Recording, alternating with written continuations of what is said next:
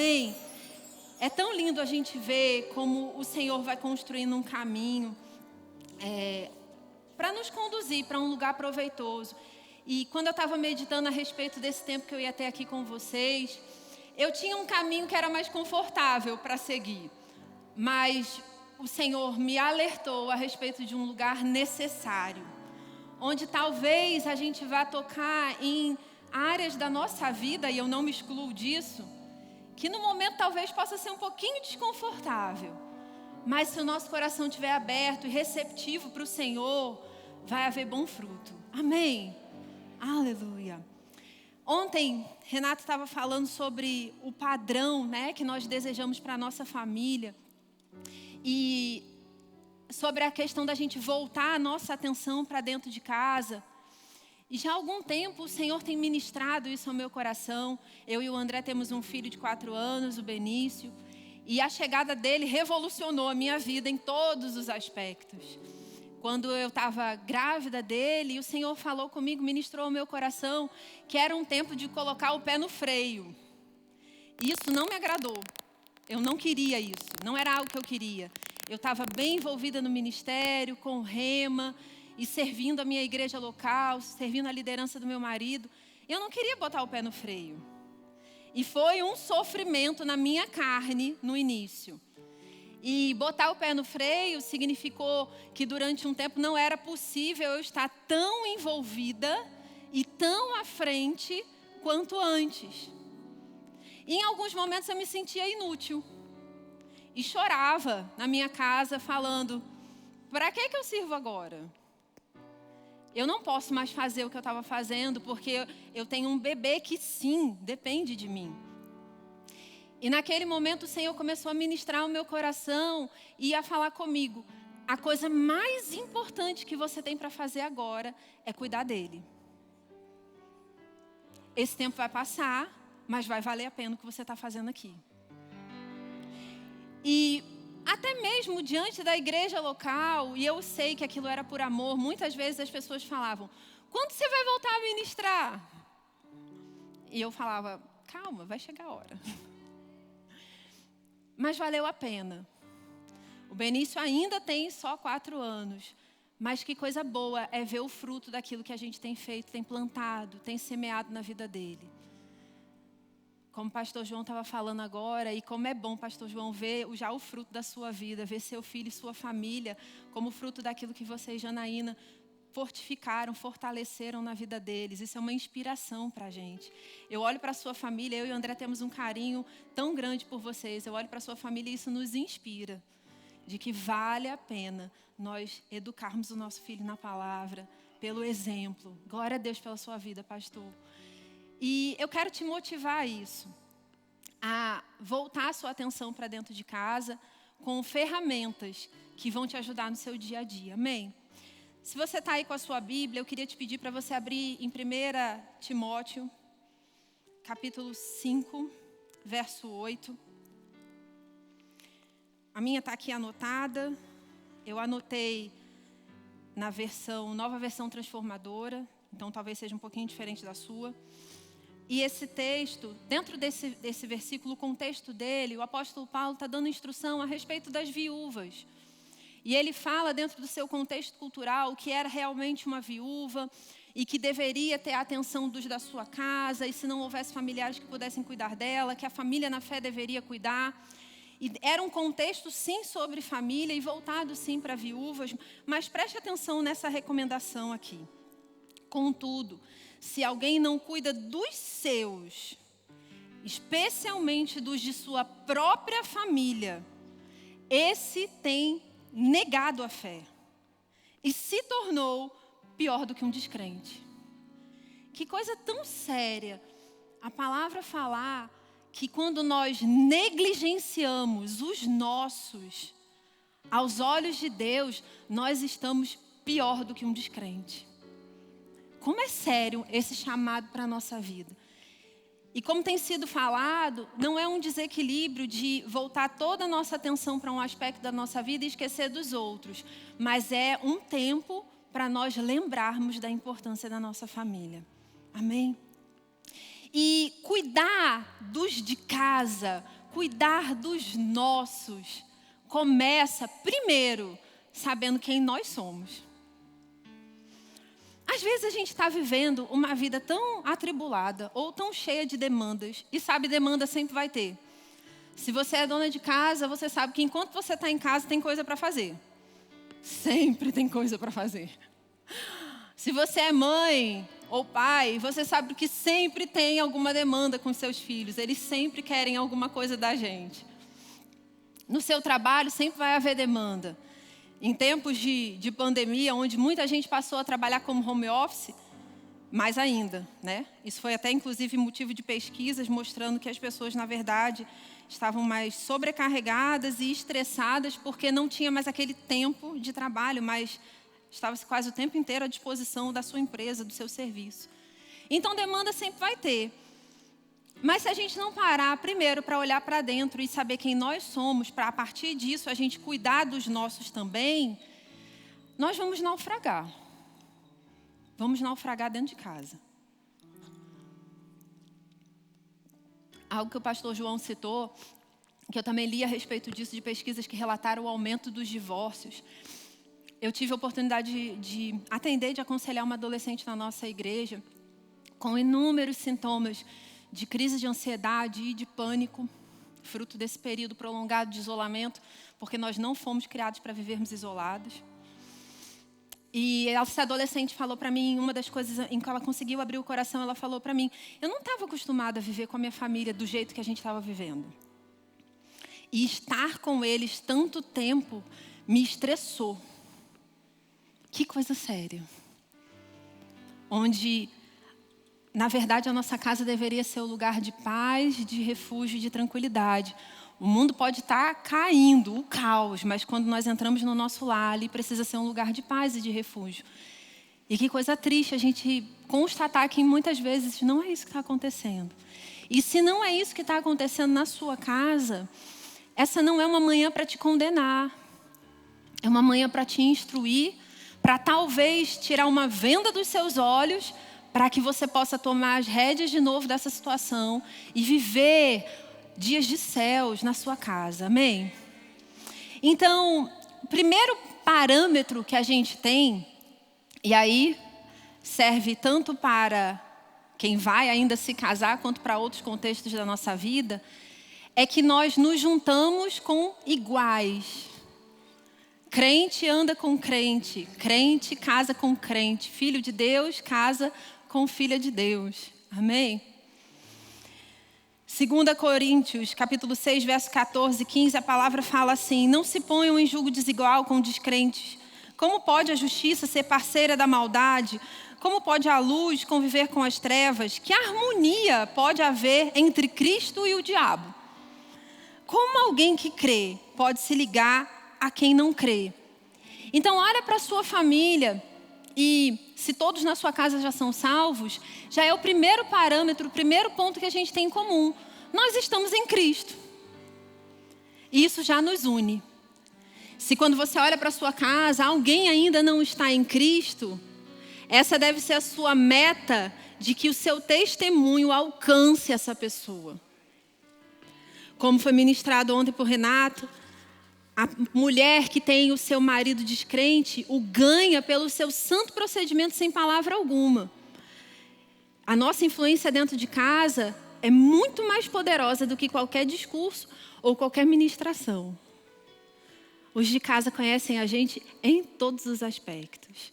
Isso não deve ser um peso, mas uma responsabilidade e uma meta, um alvo para mim e para você. Sermos melhores dentro de casa. Termos um testemunho melhor dentro de casa. Bia, eu erro. Eu também. Bia, tem áreas da minha vida que eu ainda sou imaturo. Eu também. Bia, tem áreas da minha vida que, quando eu erro, eu fico envergonhado. E eu penso, puxa vida, por que eu ainda não cresci nisso? Eu também. A gente só não pode desistir. Amém. Aleluia. E dentro disso eu estava pensando, a gente estuda para tudo aquilo que a gente considera importante, não é verdade? Se você quer passar num concurso, você vai se dedicar para estudar para esse concurso. Se você quer passar num vestibular, você vai se dedicar para passar nesse vestibular. Se você quer aprender um novo idioma, você vai se dedicar para aprender esse novo idioma.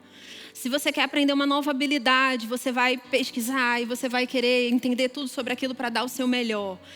Sabe, a coisa mais importante que Deus nos confiou foi a nossa família. E nós precisamos estudar para sermos bons maridos, boas esposas, bons pais, boas mães, bons filhos. Não é naturalmente que isso acontece. É com instrução, é com informação boa, correta, que nos coloca num caminho bom. Então, assim como para outras áreas da nossa vida a gente se dedica, estuda e lê e quer aprender, vamos fazer a mesma coisa com relação à família. Faz um raio-x na sua casa e qual é a área que está deficiente? É a área que a gente precisa estudar. Voltar os nossos olhos para a palavra. Aprender o pensamento de Deus a respeito disso e fortalecer. Amém?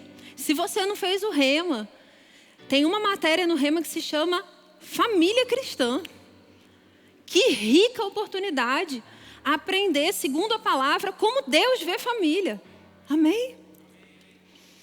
E eu quero trazer aqui um conceito de algumas coisas como um ponto de partida, que é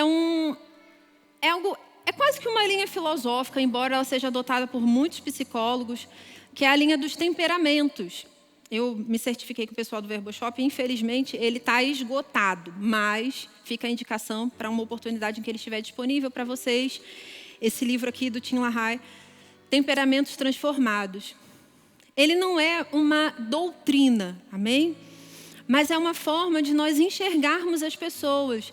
E é uma forma tão acessível, mas ao mesmo tempo tão poderosa para a gente aprender a lidar com as diferenças que eu acredito ser aquilo que o Senhor deseja que a gente preste atenção nessa manhã.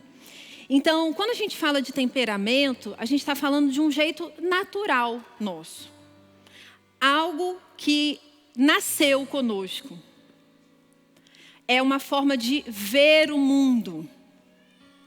Então, existe uma maneira que você vê o mundo que não é a mesma do seu pai, da sua mãe, do seu cônjuge, do seu melhor amigo, do seu vizinho. Porque nós somos seres individuais e está tudo bem. E essa é a beleza da diversidade da criação de Deus. Não somos cópias uns dos outros, somos diferentes e divinamente diferentes. E dentro desse conhecimento dos temperamentos, e quando a gente aprende sobre esse jeito, sobre esse comportamento que as pessoas têm, inclusive nós temos, o nosso olhar, ele é ajustado. E as nossas reações também. Então, quando a gente entende isso, explica por que muitas vezes a gente tem pensamentos assim: meu Deus, mas como pode 2 filhos criados pelo mesmo pai, pela mesma mãe, recebendo a mesma instrução, congregando na mesma igreja, estudando na mesma escola, tendo as mesmas oportunidades, por que uma é de um jeito e outra de outro? Porque nós nascemos diferentes. Amém? E a nossa criação, ela vai ou fortalecer áreas que são boas na gente, ou inclusive fortalecer áreas que não são boas na gente. E daí a preciosidade de nós entendermos quem são as pessoas que estão debaixo da nossa influência. Se eu não me engano, entre os 2 e os 3 anos do Benício, que são 2 idades que quem estuda sobre criança sabe que são idades assim que as mães falam: ai, cadê o meu bebê?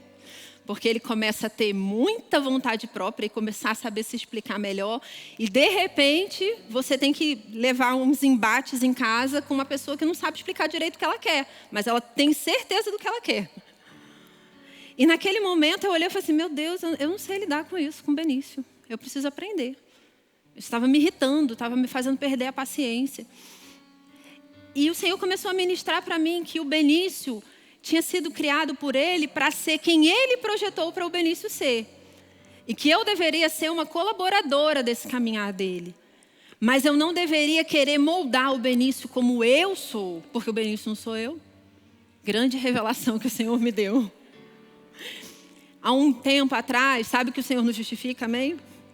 Há um tempo atrás, o André estava participando de um evento em Florianópolis. Eu acho que era do pessoal da Hillsong, se eu não me engano. E ele participou, e era um evento voltado para a liderança e para questões de música e tal. E eu não fui. E no final, era um pastor, não foi, que te deu uma palavra? Te deu uma palavra para ele a respeito de várias coisas. E no final falou para ele assim, não tente mudar sua mulher, você não vai conseguir. Eu falei, glória. Aleluia. Você sabia que eu não mudo o André não me muda? O que nos transforma é o conhecimento da verdade e o nosso coração aberto para que o Senhor ministre para a gente. Mas não é na força, não é na insistência, não é na chatice. Amém? Então vamos lá. Quando a gente aprende isso, a gente vai aprender a respeitar e a lidar com as diferenças. Eu sou absolutamente diferente do André. Mas muito. Muito. Por exemplo, estávamos arrumando as coisas para vir para cá. E o Benício me parece que vai ser bem parecido com o pai. Porque o temperamento da criança ainda não fica muito definido na idade que ele está. E eu falei, Benício, vai lá no seu quarto escolher qual é o brinquedinho que você quer levar. E eu estou vendo que ele está demorando. Quando eu chego, ele estava brincando com o brinquedinho. Eu falei, meu filho, não é hora de brincar, é hora de pegar o brinquedinho para botar na mala. André, vai lá pegar não sei o quê. E no meio do caminho, o André se distraiu com alguma coisa, ele voltou sem o que era para pegar. Por quê? Porque o temperamento dele é um e o meu é outro. Não dá para eu esperar que o André reaja como eu reajo diante das situações, porque nós somos diferentes. Além do nosso temperamento, viemos de famílias diferentes, de contexto cultural diferente, com experiências diferentes, a nossa bagagem é diferente. E se ele ficar tentando me moldar ao jeito dele, eu ficar tentando moldá-lo ao meu jeito, nós vamos viver em pé de guerra, e ninguém cresce, e ninguém fica feliz.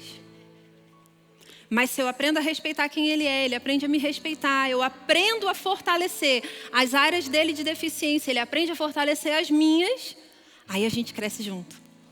Amém? Então vamos ver um pouquinho, vai ser de fato um resuminho dos temperamentos para botar o desejo no seu coração de aprender sobre isso. Um dos temperamentos se chama colérico.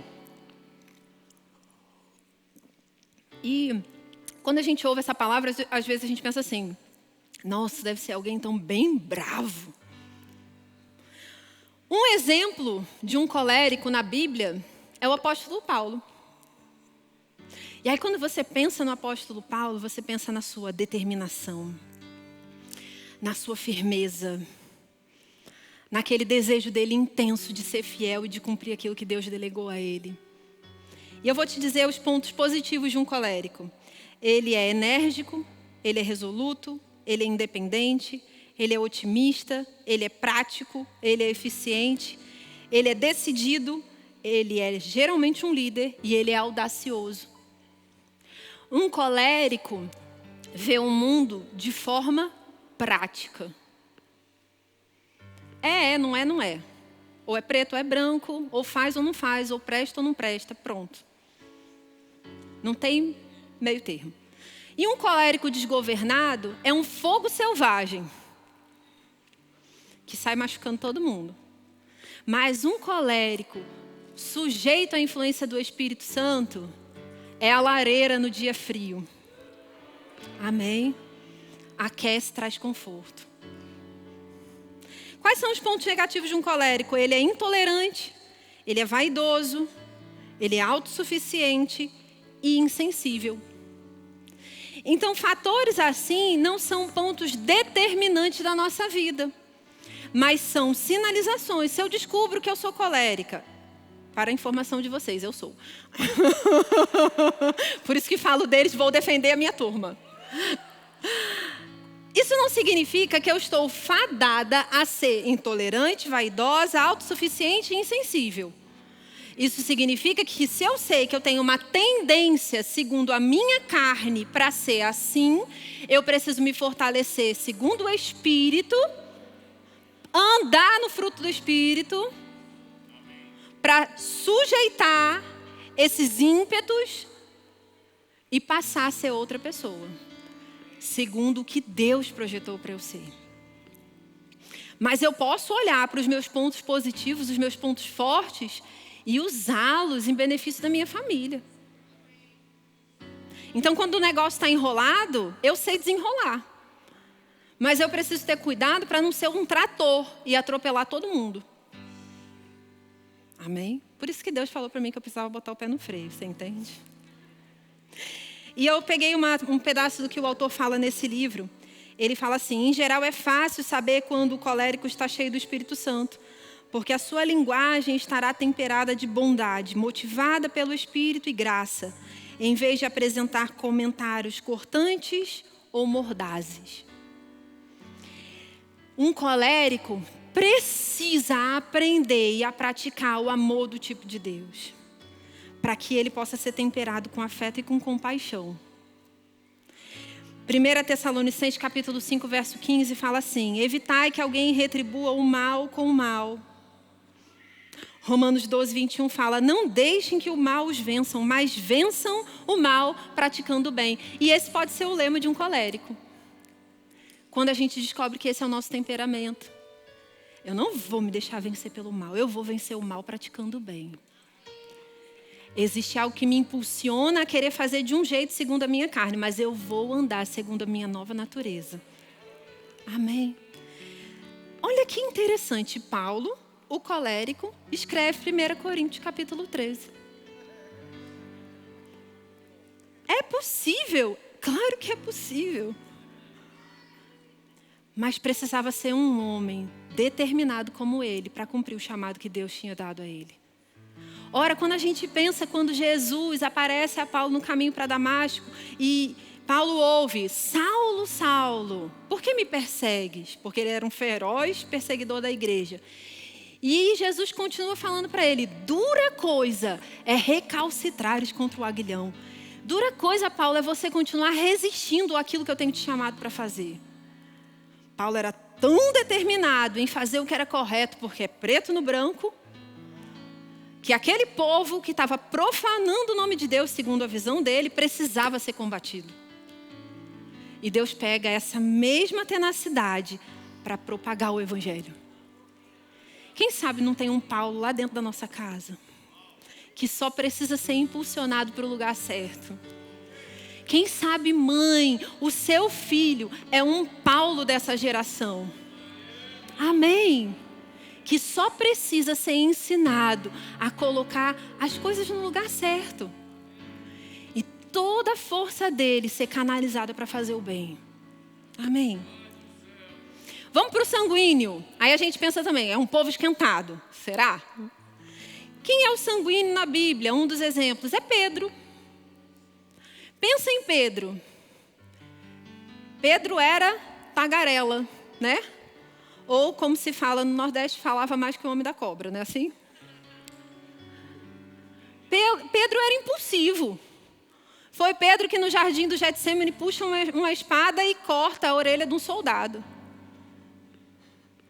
É Pedro que repreende Jesus. Olha a ousadia de Pedro. Mas quem é o colérico? O colérico, ponto positivo. O colérico não, desculpa, o sanguíneo. Ele é destacado, ele é entusiasta, ele é afável, ele é simpático, ele é companheiro, ele é compreensível, ele é crédulo, ele acredita nas pessoas com facilidade. Ele dá crédito às pessoas com facilidade.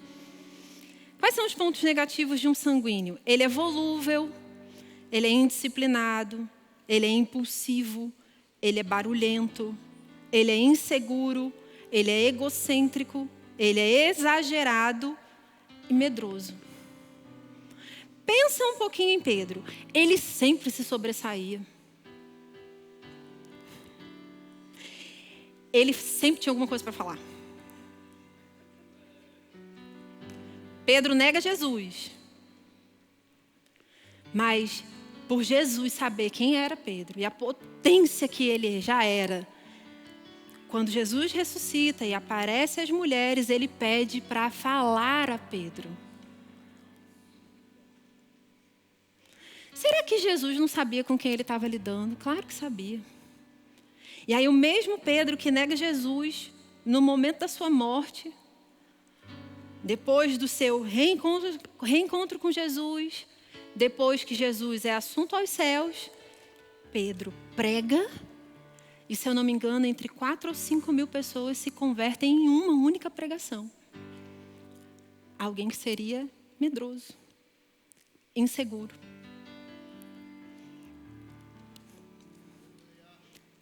O que é difícil para Deus? O que é impossível para Deus?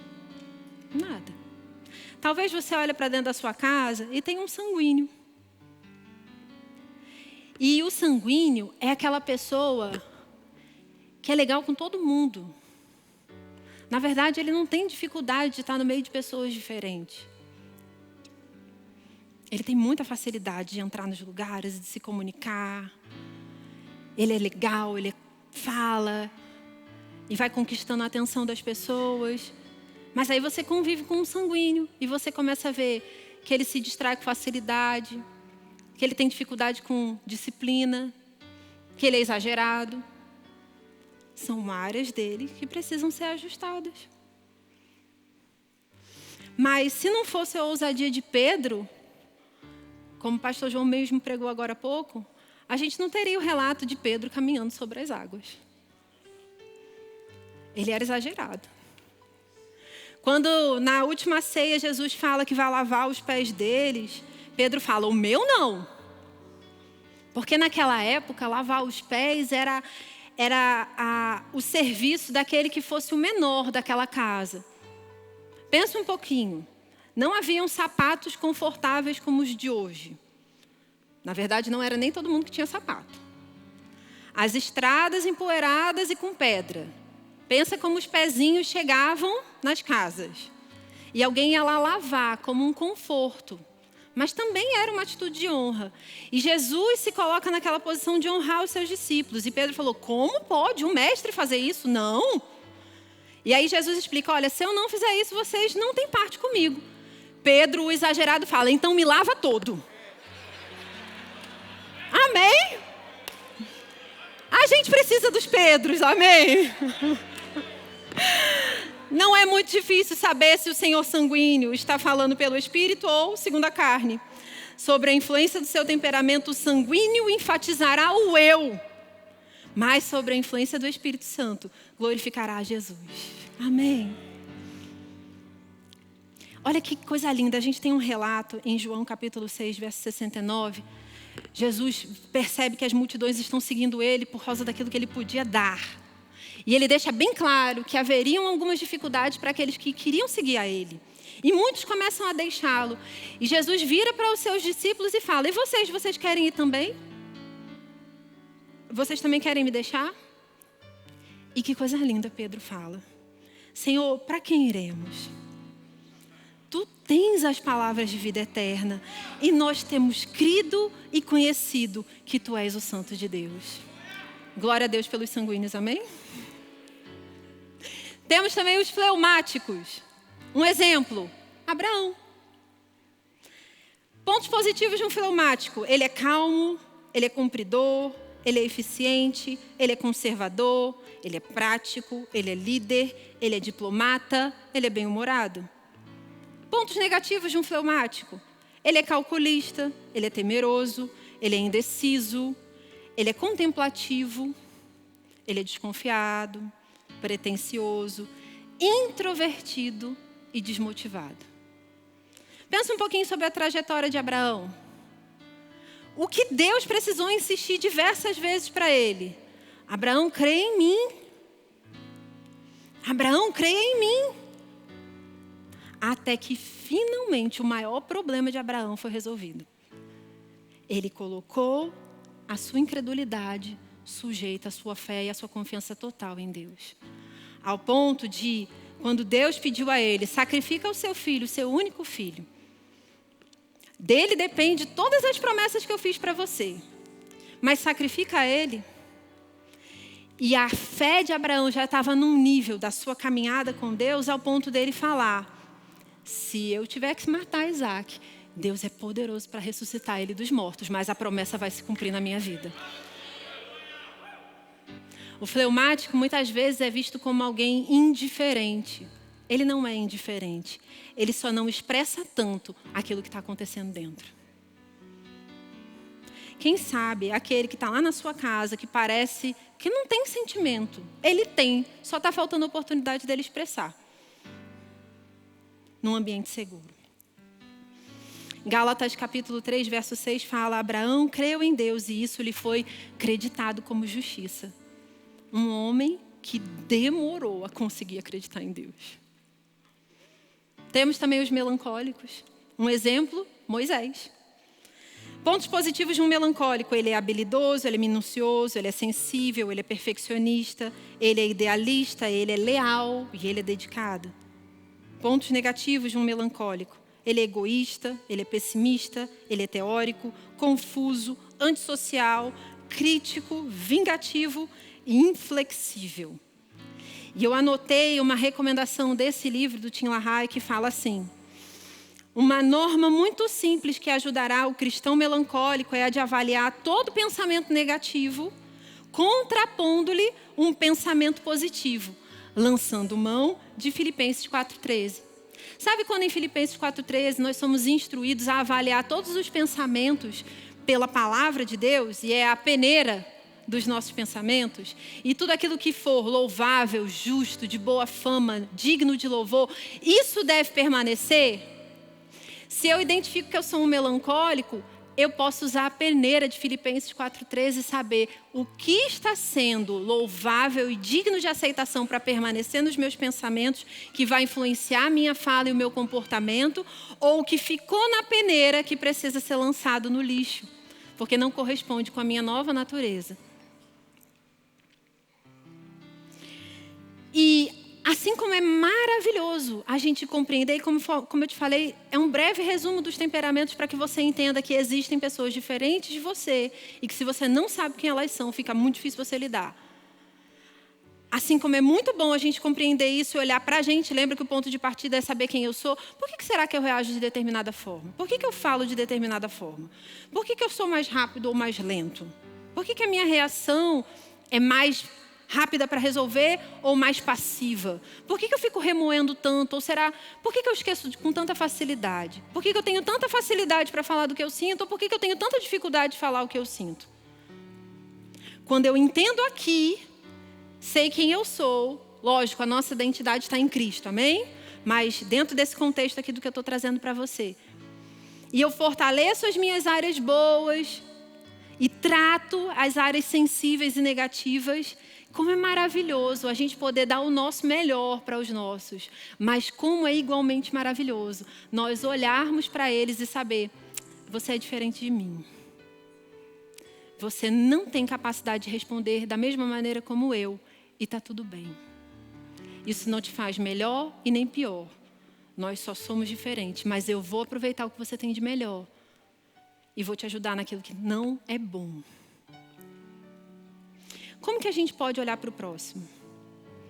Eu quero ler para você 2 Coríntios, capítulo 5, verso 14 e 15. Se você está com a sua Bíblia, abre rapidinho, por favor. E nós estamos caminhando para encerrar. Fala assim. 2 Coríntios, abri errado. Tá, eu falei certo, mas eu abri errado. Porquanto o amor de Cristo nos constrange, porque estamos plenamente convencidos de que um morreu por todos, logo todos morreram. Ele morreu por todos para que aqueles que vivem já não vivam mais para si mesmo, mas para aquele que por eles morreu e ressuscitou. Dá uma olhada no verso 16 comigo. Assim, de agora em diante, a ninguém mais consideramos do ponto de vista meramente humano. Ainda que outrora tivéssemos considerado Cristo assim. Agora, contudo, já não o conhecemos mais desse modo. Eu sei que esse texto é rico e poderíamos ir para muitos lugares, mas eu posso olhar para as pessoas só sob o ponto de vista humano. Com virtudes e defeitos, segundo normas que eu aprendi, do que é certo, do que é aceitável, do que não é aceitável, do que não é certo. Mas eu posso decidir olhar segundo Cristo. Eu posso decidir olhar para você e enxergar Cristo em você. Eu posso decidir olhar para você e ver o que tem de melhor na sua vida. E se não se encaixa no meu padrão, quem sabe o meu padrão não serve para você? Porque afinal de contas, você não sou eu. E talvez se o nosso olhar for mais suave, mais gentil, a gente comece a ficar menos bravo. E mais paciente, mais cheio de compaixão. A compaixão não é sentir dó. A compaixão, ela é seguida de uma ação. Nos evangelhos, quando Jesus era movido de íntima compaixão, um milagre acontecia. Quando eu e você estamos movidos por compaixão com os de casa, com as debilidades, com as deficiências, com as dificuldades dos de casa, essa compaixão vai nos mover a ser socorro para eles. Já basta um mundo que nos julga. Amém? Aleluia. Aleluia. Eu anotei aqui assim: ao invés de tentarmos fabricar pessoas como achamos que elas devem ser, nós podemos reconhecer quem elas são e o que Deus deseja que elas sejam. Que Deus deseja que elas sejam. Eu queria te convidar a fechar os seus olhos agora por um instante. Pensa aí na sua família. Se você já é casado, pensa no seu cônjuge. Se você tem filhos, pensa nos seus filhos. Se você é solteiro, vive com seus pais, pensa nos da sua casa.